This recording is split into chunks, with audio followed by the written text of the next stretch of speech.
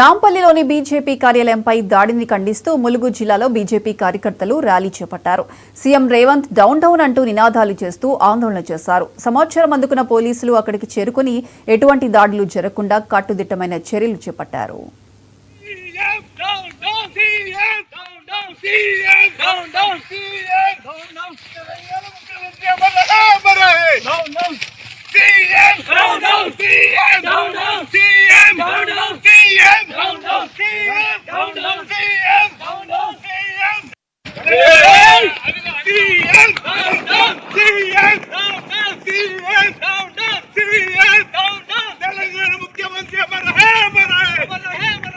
ప్రజలు కూడా ఆ హామీని అడగలేకపోతున్నారు. ఒకటే మేము చెప్తున్నాం, రాబోయే స్థానిక ఎలక్షన్లలో తప్పకుండా వాళ్ళకు తగిన బుద్ధి చెప్తామని.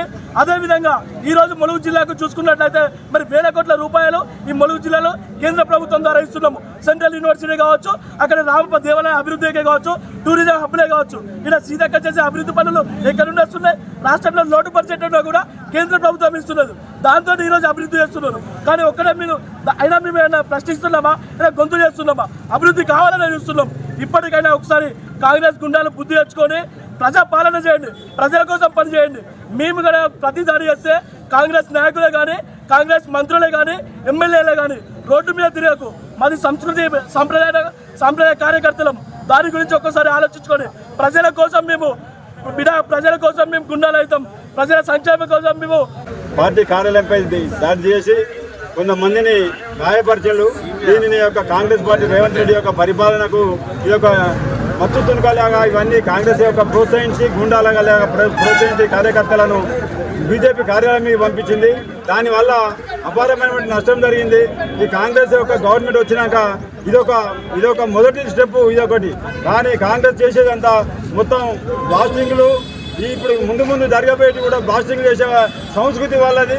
ఇక ప్రజలను ఒక మూకుమ్మడిగా స్వచ్ఛంగా బతకనీయకుండా చేసే ఒక కాంగ్రెస్ సంస్కృతిని ఇప్పుడు మళ్ళీ స్టార్ట్ చేసింది. దీనిని మేము తీవ్రంగా ఖండిస్తున్నాం.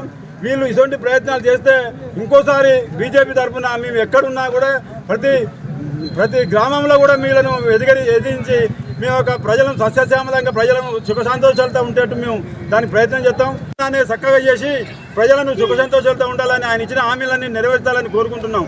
ఇప్పటికైనా బుద్ధి తెచ్చుకొని కాంగ్రెస్ గవర్నమెంట్ కరెక్ట్ పాలన చేపట్టాలి. ముఖ్యంగా రేవంత్ రెడ్డికి పాలన చేతగాక వారి యొక్క కాంగ్రెస్ గుండాలను ప్రోత్సహించి రెచ్చగొట్టి మా యొక్క పార్టీ కార్యాలయంపై దాడి చేయడం ఎంతవరకు సమంజసం ఆయన ఒకటి ఆలోచించుకోవాలి.